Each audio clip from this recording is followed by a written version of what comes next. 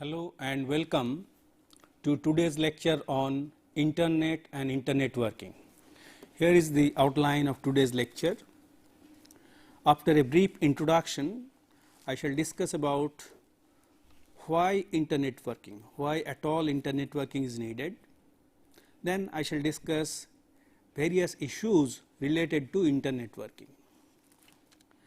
And then you will see that it will involve two types of devices, two types of components. One is hardware, another is software. And in this lecture I shall focus on the hardware components, which are essentially Internet working devices. And there exist various types of devices such as repeater, hub, bridge of different kinds, like there is some bridge which does forwarding and learning, which are known as transparent bridge, then source routing bridge, and then there are switches, routers and gateways. So I shall discuss all of them one after the other. And on completion, the student will be able to specify the need for Internet working. They will be able to state various issues related to Internet working, and they will be able to explain the operation of various Internet working devices like hubs, bridges, then transparents and source routing bridges. These transparent bridges uses bridge forwarding and routing, how it does it, and they will be able to also explain the switches, routers and gateways. Let us look at the possible communication approaches. We have discussed different types of communication systems in the last 32 lectures, and in these 32 lectures we have discussed various communication approaches. First one is point to point. We have seen how two stations can communicate with each other with the help of point to point links such as RS-232C.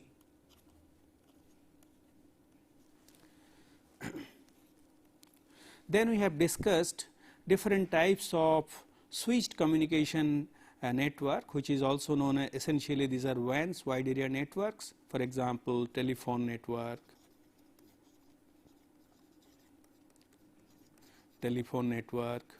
then X.25, frame relay and so on. So these are essentially switched communication networks. We have also discussed multi-point broadcast networks like LAN, and then satellite networks, then your cellular telephone networks. These are essentially multi-point broadcast networks. So these are the three possible communication approaches we have already discussed in details. Now you will find that but the LAN technologies are designed to provide high speed communication over a small geographical area. So if you look at each of them separately, you will find that the function of LAN is very limited over a small geographical region. On the other hand, WAN technologies are designed to provide communication across different cities, countries and continents, but their rate of data transfer is not very high. And it has been observed that isolated LAN and WAN have limited potential and usefulness.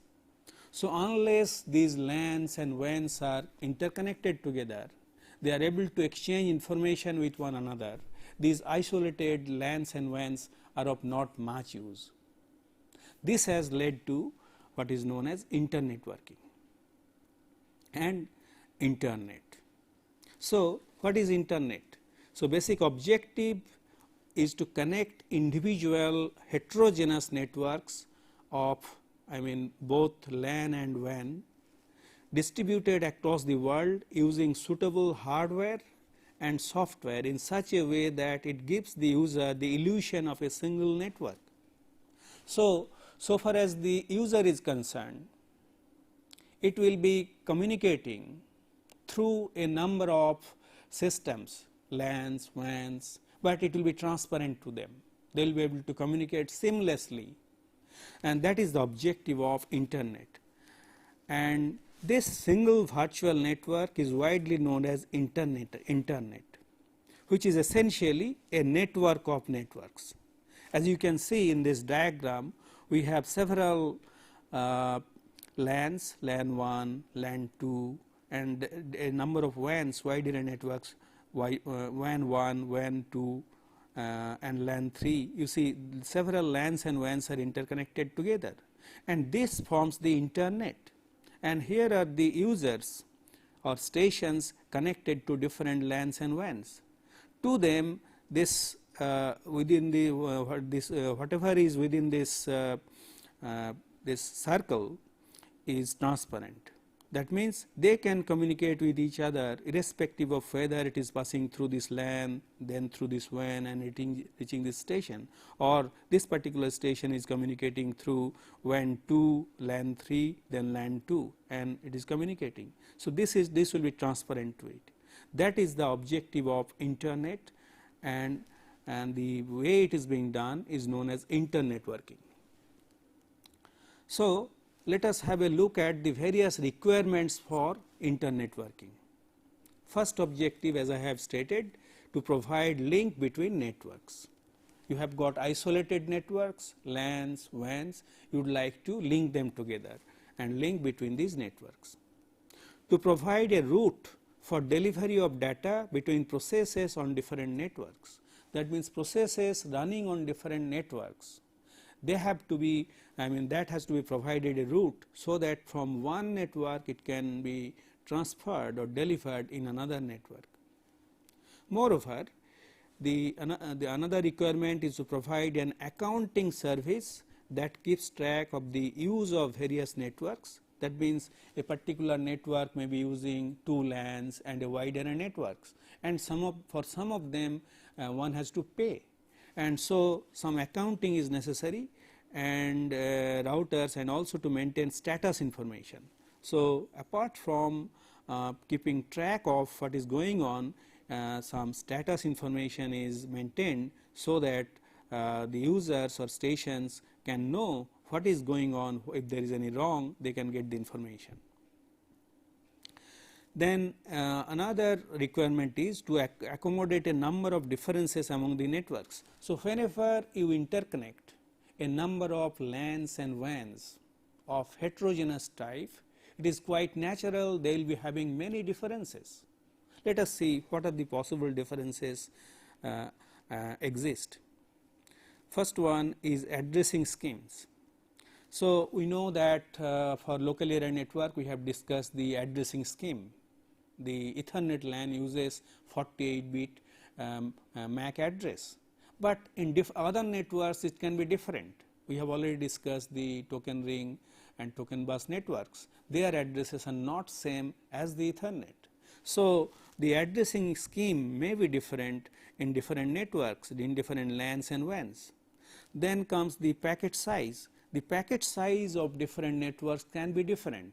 In one case it can be 15,000 bytes, in another case it can be 64 kilobytes, and like that. So the packet size can vary from network to network. Then the network access mechanism.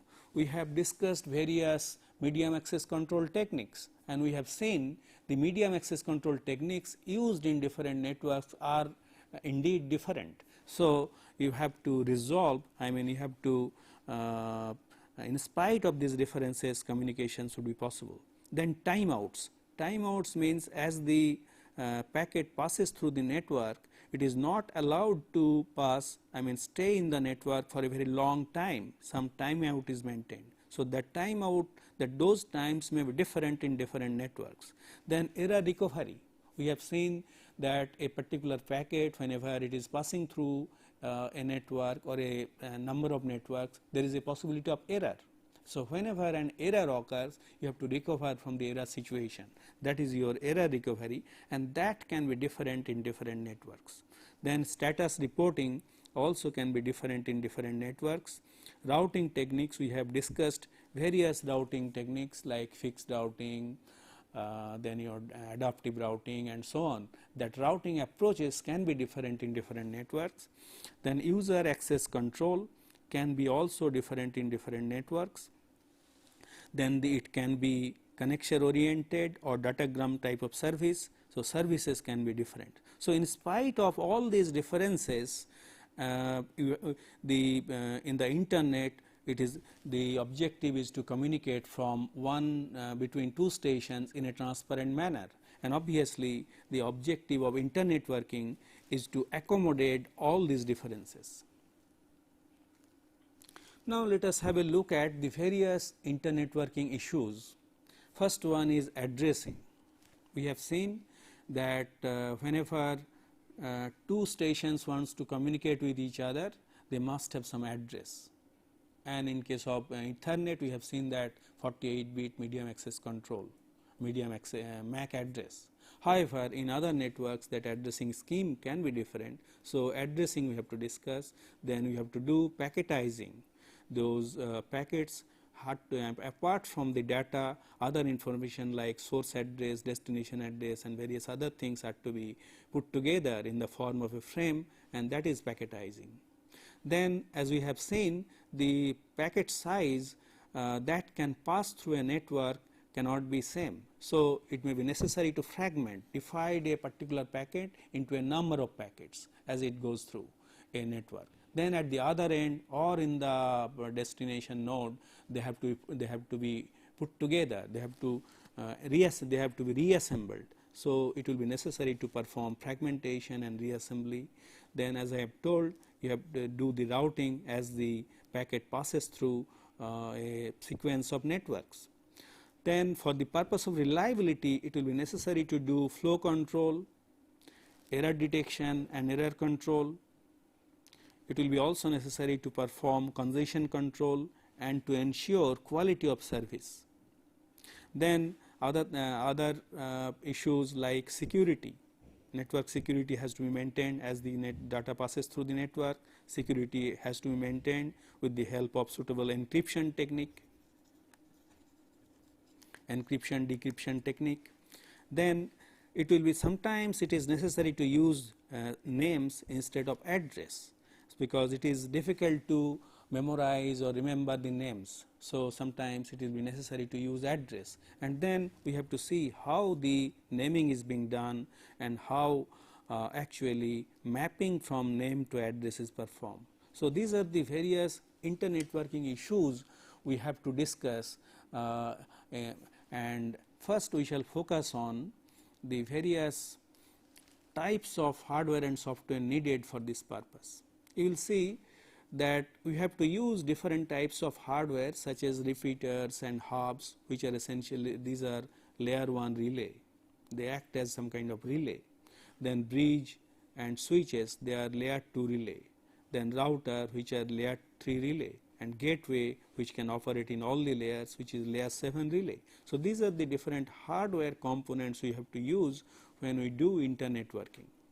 On the other hand, you will require a software, which the most common software that is used today is TCP/IP, Transmission Control Protocol and Internet Protocol. It operates in 2 layers.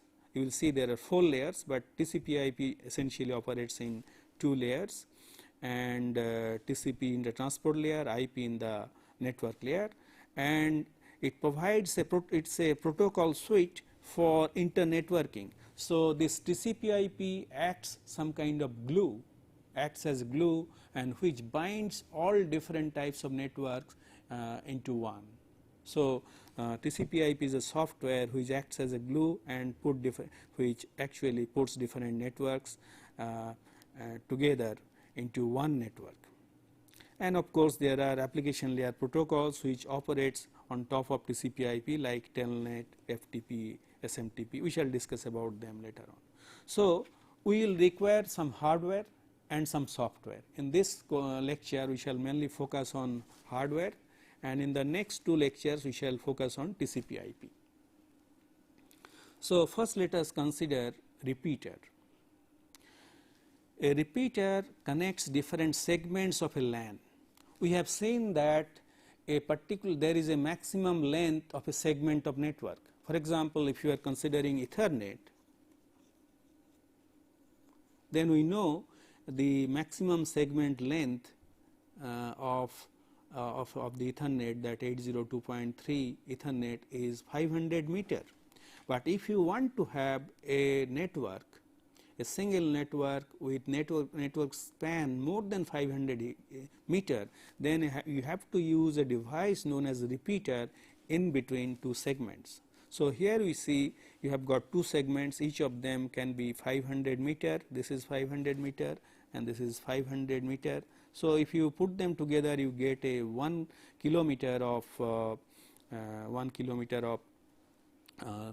Ethernet LAN, and as you can see, these two segments are linked by a device known as repeater. So, what the repeater does? It forwards every frame it receives. So, if it receives a frame on this segment, it forwards it to segment 2. If it receives a frame on this segment, it forwards it to segment 1. So, in this way it does the forwarding. You may be asking, is it a amplifier, or in what way it differs from amplifier? Actually, a repeater is not really an amplifier. What an amplifier does, it amplifies the signal as well as the noise. It does not discriminate between signal and noise. On the other hand, a repeater essentially extracts the signal, removes the noise and regenerates the signal. That means, if you are sending a sequence of zeros and ones on this side, then it may get submerged in noise, but it will remove the noise and extract these bit sequences and then regenerate it, bring the voltage levels corresponding to 0 and 1 and put them on the other side. So, this way it is not really an amplifier, but it is a regenerator. That means, on this side the noises are not transferred. If you are sending from this side to this side, the noises are not transferred, but bit sequences are transferred in regenerated form. So, it is a bidirectional link. The transfer of bits can take place from this side to this side, as well as from the other side to this side, segment 1 to segment 2 and segment 2 to segment 1. So, a repeater is a very useful device for expanding a LAN. So, you are not really connecting two LANs by repeater, but essentially you are increasing the span of a local area network. As you know, in case of Ethernet, you can have 5 repeaters at most in cascade. So, in that way the maximum network span can be 2.5 kilometer. So, you will require a sequence of repeaters. So, before the signal level becomes very poor, becomes very difficult to extract from noise, you have to put repeater. So, the repeaters are very useful device for increasing the size of networks. Now, another version of repeater, which is not really which is usually called hubs. Hub is a generic term, but hub is a generic term from where signals originate, signals is generated and received.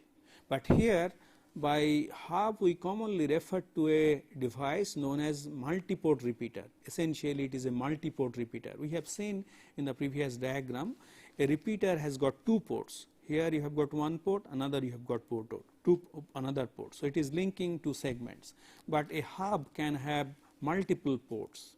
So, can be used to create multiple levels of hierarchy. With the help of a hub, you can create a single LAN having multiple levels of hierarchy, and stations connect to the hub usually with the help of RJ45 connector, and as we have already discussed, maximum segment length is 100 meters. So, it is easy to maintain and diagnose, that means fault detection is easy. That is why this type of topology is becoming more and more popular. Here you see you have got a hub at the upper level. So, this is connected to 3 different ports. Here, although it is shown that it is connected to a single port, usually essentially a hub has got multiple ports. It has got multiple ports. So, this is a port, this is a port, this is a port, this is a port, this is a port, this is a port. So, these 3 hubs are connected to 3 different ports here. Then in the second level, there are a number of stations or computers are connected to different ports of the hub. So, it is essentially a multi-port repeater, and you can see how in a hierarchical manner you can expand a network and create a big network with a large number of computers. Usually hubs are available with 8 ports, 16 ports, 24 ports, or nowadays 48 ports.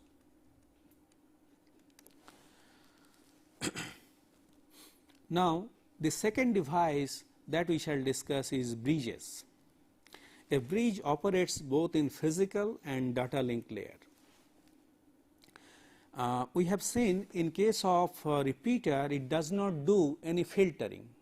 Whatever is received on a port, say this is a hub, let us assume, and you have got say a number of ports, say 8 port is shown here. Whatever is on this port, the signal, same signal is available on all other ports. It is repeated on all ports. So, as a result, hub is some kind of dump device. It does not do any filtering except regeneration of the signal, and same signal is repeated on all other ports. So, it does not do any filtering or routing. On the other hand, a bridge uses a table for filtering and routing. That means, if a packet arrives here, a bridge will not forward it to all other ports, which is done by a hub. A hub forwards forward the packet on all the ports, but a bridge does not do that. So, and however, the bridge does not change the physical addresses in a frame. So, as we know, a MAC a frame will have the source address, destination address, then your data, then CRC. So, various parts will be there in a frame, and it does not change the content, but it does the filtering or routing. We may call it routing as well. And there are 2 types of bridges. One is known as transparent bridge, another is known as source routing bridges. Let us see the operation of these 2 types of bridges. So, here the operation of a bridge is shown. Here, as you can see, these are the 48-bit MAC addresses represented in hex form is shown here. So, if the bridge in this particular case, a bridge is shown with 2 ports, but as I said, a bridge can have many ports. So, on this port 1, a LAN 1 is connected, to which 2 stations are connected with the MAC addresses given here. So, port 1 and address. So, the table is maintained, address and port number. On port 2, again 2 other stations are connected with these addresses 742B and so on, 742B and so on. This is 112, 113. So, this is connected to port 2. This kind of table is maintained in a bridge, and this table is used for the purpose of filtering, or you may call it routing. And this transparent bridge, what it does, the function of a transparent bridge is, the name transparent comes from this, is all stations are unaware of what is going on inside the bridge. It acts as some kind of plug and play device. A bridge is installed, there is no need to do any reconfiguration, any initialization, nothing is required. Simply plug it and then it will start operating, and that table will be automatically created. So reconfiguration of the bridge is not necessary, it can be added and removed without being noticed. And question arises how it really works, and so that it behaves like a transparent bridge. Actually it performs two important functions. First function that it does is known as forwarding of frames. This is the key function it performs. Another operation that is known as learning, which is necessary for forwarding, is done. This learning is done to create the forwarding table, the table that I have shown just now. What is being performed in bridge forwarding? It essentially performs three functions. Discard the frame if source and destination addresses are same. That means if the source and destination addresses are same, that means are on the same port, or by same means are, I should not say same, are on the same port. For example, we have seen that these two addresses are on the same port, connected to the same port. So if a destination address, I mean, is say if a frame is generated on this with destination address this or this on port 1, then what will happen, that particular packet, suppose this is sending a packet to this station, that means the bridge will discard that packet because it is directly communicated between this station to this station. So it will not be forwarded to the other port of the bridge. Second operation that is done is forward the frame if the source and destination addresses are different and destination address is present in the table. That means we have seen that suppose the destination address corresponds to the other port, and if it is present here and the port number is known, it will simply forward it. Suppose this station is sending a frame with this destination address. So this destination address is present in the table and it shows that it is on port number 2. So this frame is forwarded on port number 2. So this is how this works. So this is the second operation, that is forwarding. So forward the frame. First one was discard.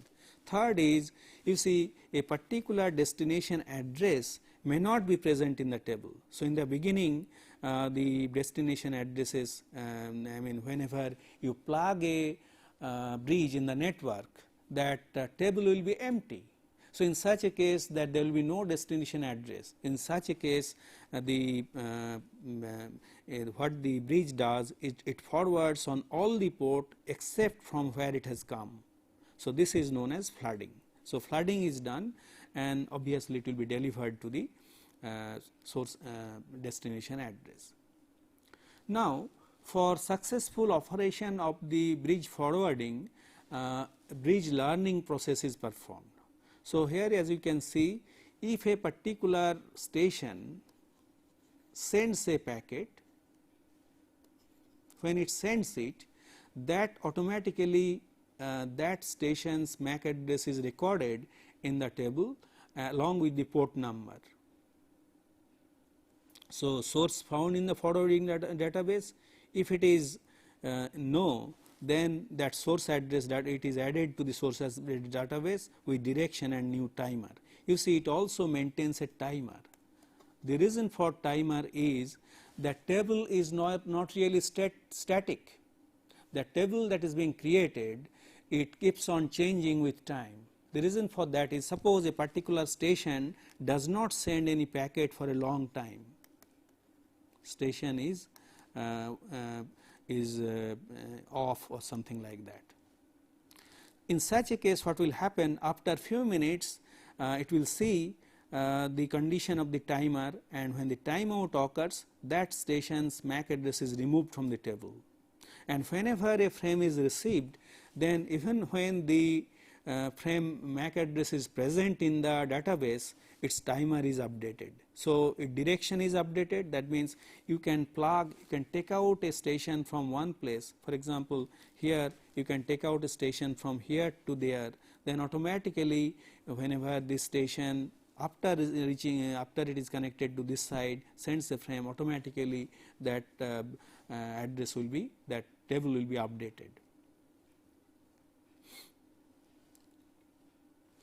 So, apart from performing the building of the table, it also maintains the timer, and whenever a timeout occurs, those addresses are removed from the table. So, this is how bridge learning operation is performed. So, bridge learning and bridge forwarding together makes the transparent bridge operation. And here it is shown how the bridge forwarding table is created. So, this is the initial condition, a bridge has been installed, plugged in, and as you can see it is connected to 4 LANs. This is LAN 1, this is LAN 2, this is LAN 3 and this is LAN 4. So, it is connected to 4 LANs. Initially this table is empty. Now, whenever A sends a packet, the bridge notices it and then builds up this table. Whenever C sends a packet, it also notices it and builds up the table. Here I have written A and C. Essentially you have to write the MAC addresses, 48-bit MAC addresses if it is Ethernet.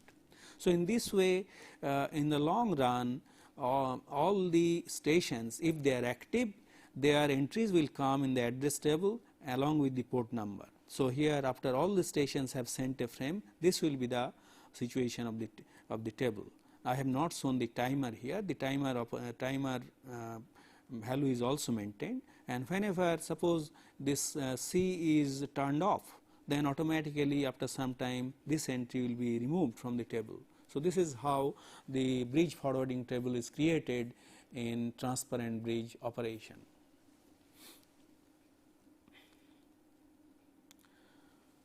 Now, this forwarding and learning processes work fine as long as there is no redundant bridge in the system. So, only there exists one path from one station to the another. In such a case there is no problem.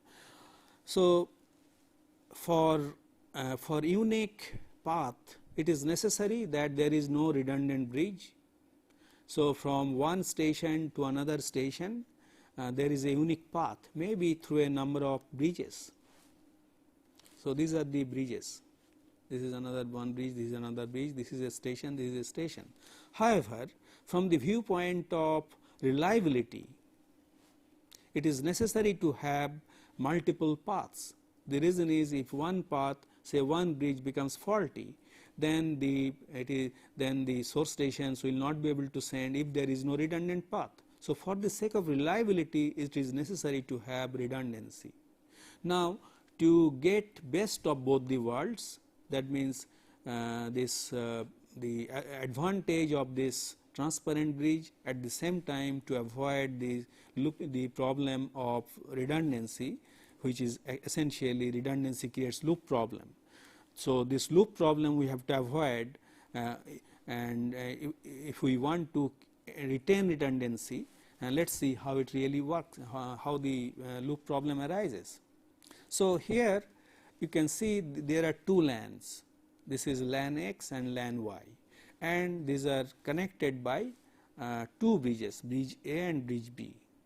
Whenever stations A sends a frame to bridge A and sends a frame on this network LAN X, then bridge A as well as bridge B receives it, and since the destination address is not known, it sends it to network LAN Y, and also bridge A sends it to LAN Y.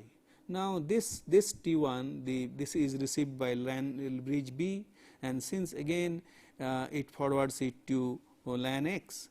So, in this way some kind of loop occurs. So, a frame sent by station A goes to bridge B, goes to LAN Y, then it is forwarded by bridge A, again it is forwarded by bridge B. So, in this way looping arises. So, a frame can indefinitely keep on looping in the two networks before being delivered. This is the typical loop problem, and we have to avoid that loop problem.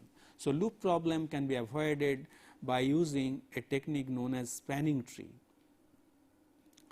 So, spanning tree is essentially a special kind of graph where there is no loop. So, a spanning tree topology is created. The methodology for setting up a spanning tree is known as spanning tree algorithm. There exist standard algorithms, efficient algorithms for creating spanning tree of a graph, and we can use that for transparent bridge and without changing the physical topology. So, some kind of logical topology is created that overlays on the physical one. Let us see how exactly it is being done here. So, here you see you have got LAN 1 to which 2 bridges are connected, you have got LAN 2 to which 1 bridge is connected, you have got LAN 3 to which 3 bridges are connected, and then LAN 4 and LAN 5 there is a 1 bridge connected. So, in this way you can see you have got multiple paths and multiple bridges in this network, and which is connecting 5 different LANs. Now, there is a spanning tree algorithm which identifies a root bridge, then it identifies a destination bridge, and it identifies a forwarding port, and identifies a blocking port. I am not discussing the algorithm which makes use these terminologies, but the outcome is shown here. For example, this is the root bridge for LAN 1. Actually, if you have multiple bridges and the bridge having lower MAC address is used as the root bridge. So, this is considered as the root bridge, and then you can see here this particular path, this particular path is blocking path. On the other hand, this bridge B1 is used, both the ports are forwarding ports. And then if you look at this bridge, you can see this is the forwarding port, and this is the blocking port. So, the dotted lines are blocking ports. That means these links are not used for forwarding purposes, and whenever you do this, then you find from any LAN to any LAN there is a unique path. For example, say from LAN 1, if you want to go to LAN 2, you have to go only through this bridge B1, and from say LAN 2 to LAN 3, if you want to go, you have to use the bridge 7, then from bridge 7 it goes to bridge 1, then to bridge 2, then through bridge 1 it goes to LAN 3, or say bridge 1 wants to this LAN 2 wants to communicate to some stations on LAN 5, let us assume. So, although there is a path like this, instead of this path, as you can see, it has to be connected, the forwarding will take place in this manner, and the path is unique. So, there is a unique path, and say logical topology is created on this physical topology, and dotted lines are not used for forwarding purposes, they are blocked. That is the spanning tree approach.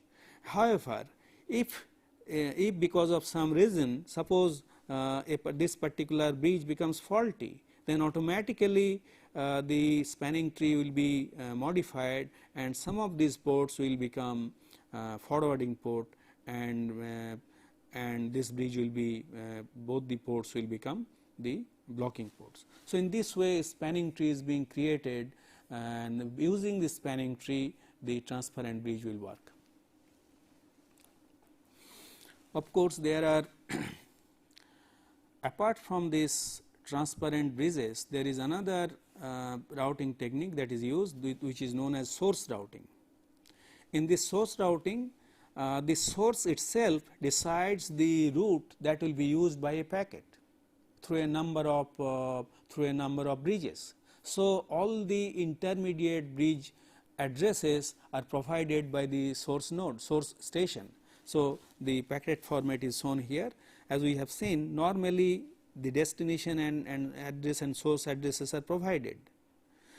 But in this particular frame, as you can see, apart from destination address and source address, the routing information contains a number of other addresses. For example, route number 1 designator, route number 2 designator, route number M designator. With the help of these designators, you can identify the route, and also there are some bits, 16 bits are there for route control. I am not discussing in detail, but you see the source station provides all the information for routing and through which bridges it will the packet should go one after the other, and that all the information is provided. So it is quite simple. However, the source node has to gather information from other parts of the network before this packet can be framed, and it can send a packet to a destination station. Now coming to switches, we have seen the function of a bridge. What is a switch? A switch is nothing but a fast bridge.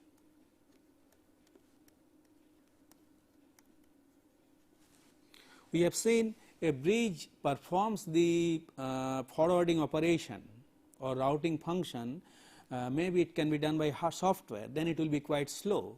Instead of doing by software, it can be done by hardware, and it can be done very fast, and that is what is precisely done in switches.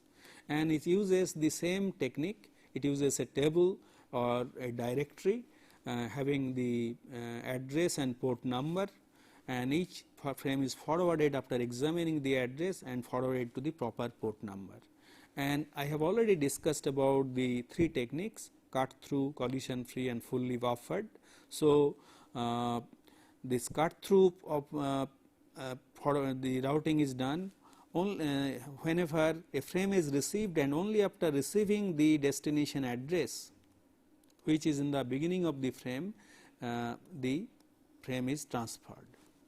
On the other hand, to make a frame collision free, particularly in the context of Ethernet, you have to receive at least 64 bytes. So after receiving 64 bytes, and if there is no collision, then a frame is forwarded. Then we say that the frame is collision free, but error detection is not performed. To perform error detection, you have to receive the entire frame, compute the CRC, and after receiving the entire frame and computation of CRC, if it is found to be error free, then it is forwarded in the third case, which forwards a collision and error free frames. So these are the three approaches are used. Obviously, the cut through approach has the smallest delay, but it does not do it suffers from these disadvantages. It does not do collision detection and error detection. A frame can be forwarded which has suffered collision and which is not error free. Collision free has got medium delay. It will be sent only after receiving 64 bytes, and fully buffered has long delay because it has to receive the entire frame, compute the CRC, then forward it. Now coming to the third layer, that is the router, layer 3 switch. The router operates in layer 3 switch, and obviously the addresses that is being used is IP address, which I shall discuss in detail in next two lectures, in the next lecture. And this is the schematic diagram of a router. As you can see, a router has got a number of input ports. So basic configuration is same. It has got a number of ports and input ports and output ports. You can it is shown here, but to the outsider it is essentially ports are bidirectional.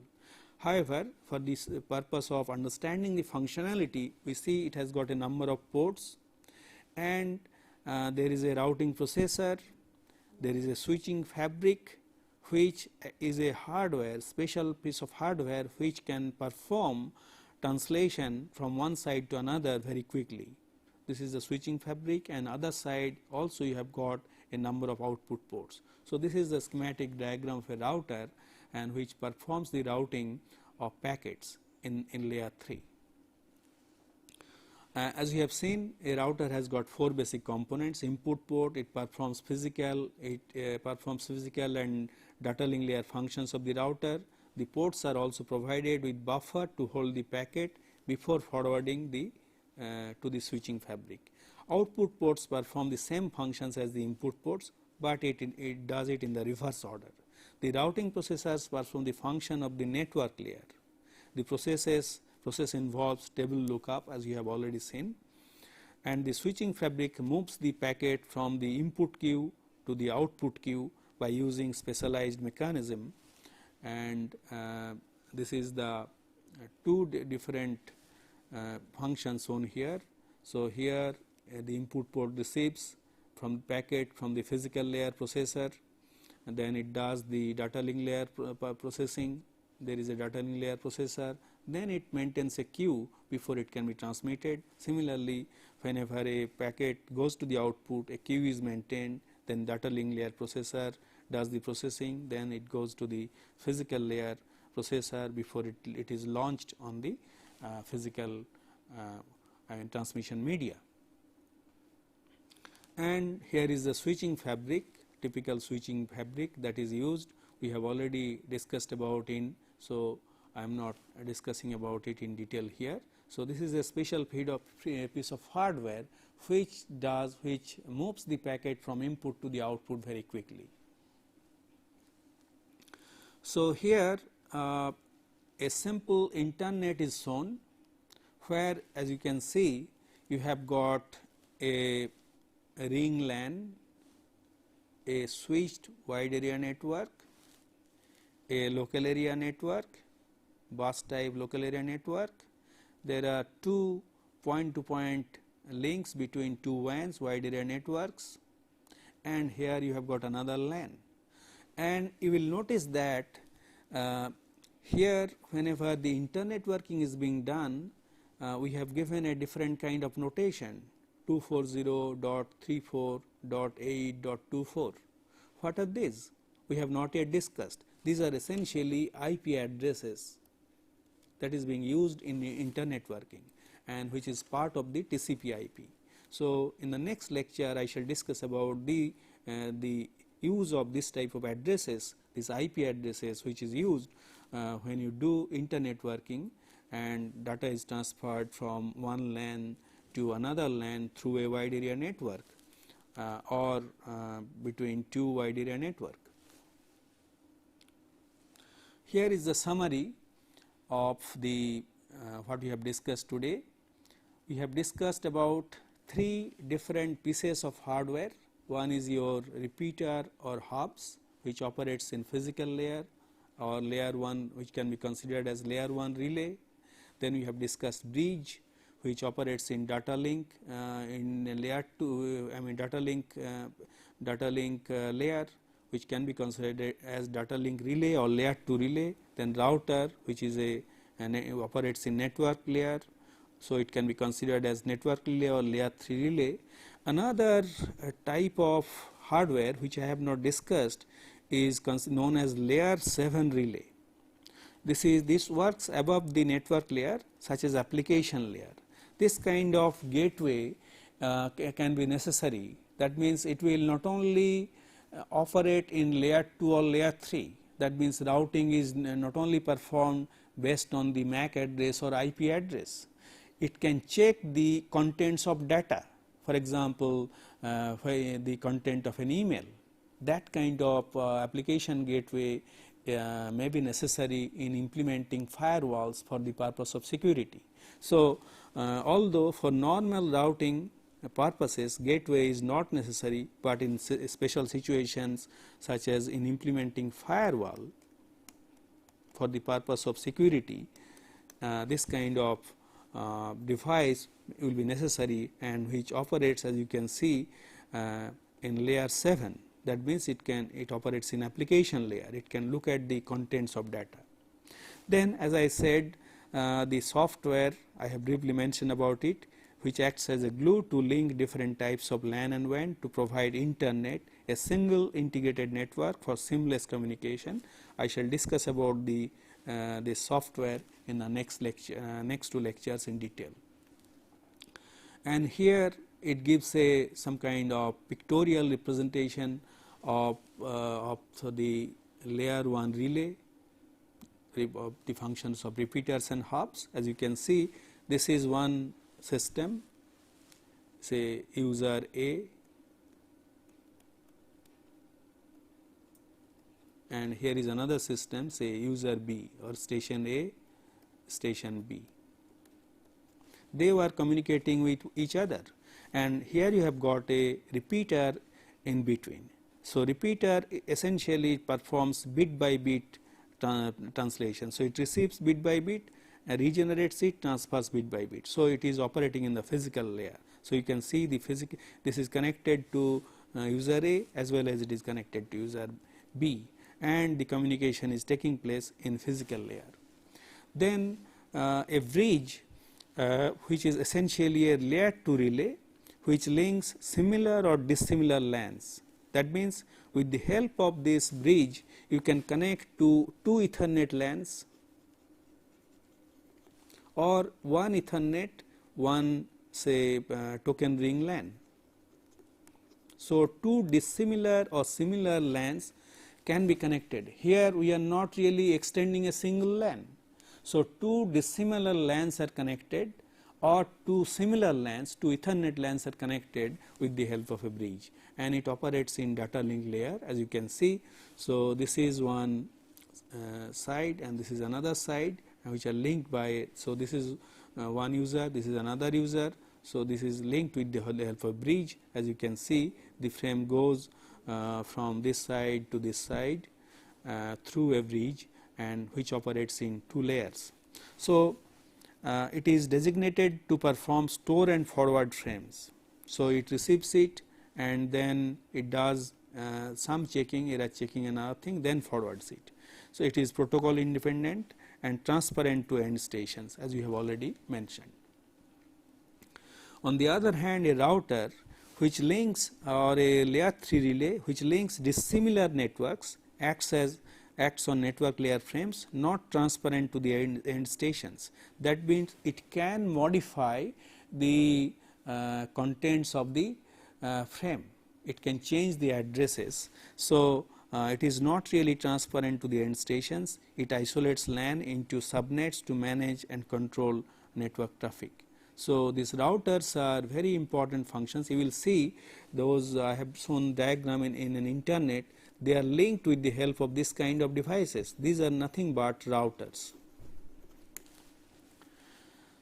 Finally, this is the gateway, as I mentioned, which works above the network layer such as application layer. So, here you see this gateway which operating in application layer, and two systems are connected through a gateway